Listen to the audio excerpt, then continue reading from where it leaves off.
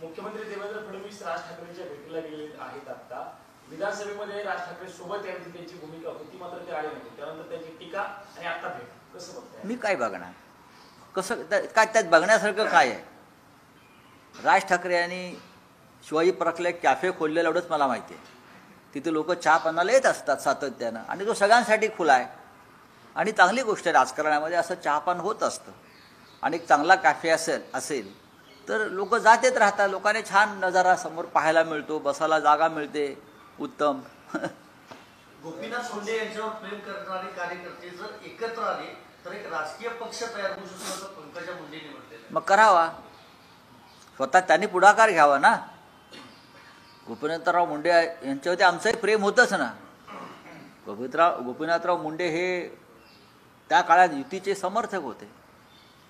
युती उभी करण्यामध्ये, टिकवण्यामध्ये त्यांचंही मोठं योगदान होतं. आणि आता पंकजाताईला वाटत असेल की एक नवीन पक्ष स्थापन करावा मुंडे साहेबांच्या विचारधारेचा, तर त्यांनी